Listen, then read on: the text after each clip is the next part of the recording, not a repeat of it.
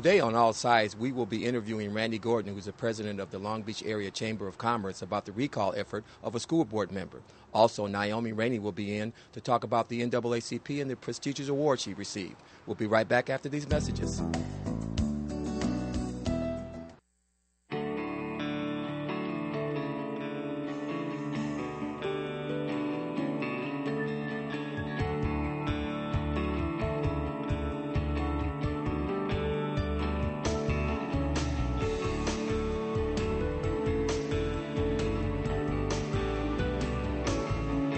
What will Charter bring to your life?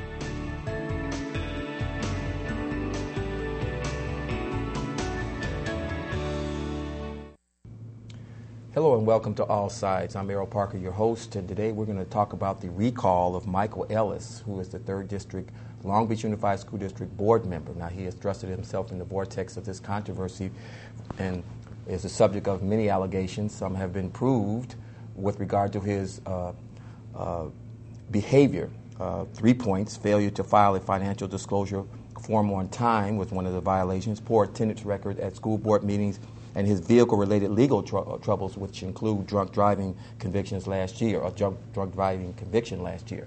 Here on All Sides is Randy Gordon. And speaking of a agency that has thrust themselves in the vortex of this issue, the Long Beach Area Chamber of Commerce has taken upon themselves to launch a recall effort on Mr. Ellis. And we have Randy Gordon, who is the president and CEO of the Long Beach Area Chamber of Commerce. Welcome to the program, Randy. Errol, it's a pleasure. Good to see you again. Good to see you again. Of course, we were co-hosts a few years ago and really boosted up the ratings of Charter. But today we're going to talk about another issue. Before we get into the allegations about Mr. Ellis, it seems dubious to me that Long Beach Area Chamber of Commerce would get involved in such a thing. Tell us the motivation that why your organization is getting behind a recall movement of a school board member. You know, Errol, the Chamber cares about the future education of our children. And, you know, when businesses move to Long Beach, they want to move to a city that has a good educational system. We're very proud of Long Beach Unified School District. As you know, it's an award-winning school. It's up for the second time for the Broad Award, which is the only school district that's actually up for twice. You know, they won it once before, and now they're up for it again as a finalist. And we believe that our school board's doing a pretty good job. But this particular school board member is not doing a good job. And we felt it was a business decision because businesses are affected by the workforce that we hire, and how can we have a great school board and a great school district if we've got board members like Michael Ellis, who's not representing himself as a professional. I mean, he has a lot of transgressions, and we can talk about those, but we believe he's a cancer, and we believe he needs to go. And we also believe he's the worst school board member in the history of the Long Beach Unified School District. Now, you know, it's very serious when a duly elected official is removed, or even the process of being removed, because he was duly elected democratically and legally by his constituents. So you think that, and the Chamber thinks, and I dare probably some people out there think, even including a couple of board members who have voted for the recall, that this gentleman has done such a poor job in the short period of time that he has been a school board member that would warrant such an action. Absolutely. You have 3 school board members that are very supportive of what we're doing. They may not officially have said that, but they are supportive. You've got a 4-1 vote. Just recently, they voted 4-1 to recuse him from voting on financial matters because he didn't fill out his Form 700. I mean, here's a guy who actually, on his platform to get into office, wanted more transparency. And yet he took 9 months to fill out that 700 form. All the other board members filled it out on time, and it was 9 months ago he was supposed to have that form in. He turns it in just a couple weeks ago and checks several boxes that he had property, but then he said later on, well, no, I don't really have property. I made a mistake. I checked the wrong box. So now they're waiting for a revised form. What it is just delay tactics on his part. And obviously there's something there that maybe he doesn't want to disclose. But here's a guy whose platform was to be more transparent. It's very ironic. Well, Mr. Ellis has not denied the charges that are against him, but has refrained from speaking to the media. And so we are going to try to address, in fact, I have a statement that was given to, or that he made to the Press Telegram. And maybe let's talk about that one, Randy, because it seems to be a contrite statement, and if we're looking for contrition, that might be it. Though I hold myself fully accountable, and this is Mr. Ellis, for my own personal mistakes, I do not believe that they are sufficient to overturn the will of my constituents who elected me, he said. I will not allow anyone, no matter how hard they try, to distract me from doing the job I was elected to do. Now, how would you respond to that? That sounds like a pretty contrite statement. Well, let me give the audience a little bit of history that this guy should have never been elected in the first place. Keep in mind that this guy ran against Suja Lowenthal. Now, Suja Lowenthal quit halfway during the campaign, but she quit to run for city council. As you know, Dan Baker basically quit the city council race.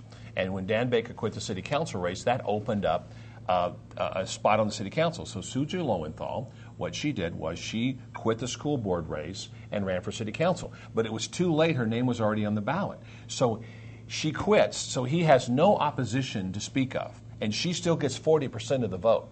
So under normal circumstances, Michael Ellis would have never been elected. These were extraordinary circumstances because he really had no opponent. Yet he was duly elected and legally elected. That's true, and that's why he's legally elected. That's why we're legally trying to recall him. Here's a guy who has had several DUIs. He was caught fleeing the scene of an accident, running from the scene of the accident. Here is a guy who did not pay his child support on time and eventually got his teacher's credentials revoked. That he's since taken care of that, but the bottom line, it happened. Here's a guy who missed meetings after meetings after meetings of school board meetings, closed or otherwise. So this is a guy who has not done a good job, and that's why we're recalling him. Well, certainly some of the actions or non-action he has taken is pretty indefensible. Now, he has been represented by the Teachers Association of Long Beach, and they've been kind of lukewarm about that, but they have come across saying that they feel that it's dubious for the chamber to be involved in this type of thing. And, of course, you've answered that question. What is the chamber going to do about this? I mean, you're starting a recall movement. How many signatures do you need, and what time frame are we talking about? Well, the way the recall works, you have to have 20%, Erroll, of the registered voters. So that 20% of the registered voters in that district represents about 6,500. So our goal is to have 8,000, because as you know, when you gather signatures, even though we're checking those signatures, what happens is some of those get thrown out. So to be conservative, our goal is to gather 8,000. We've been collecting signatures for a couple weeks. LA County held us up on an approval of that petition.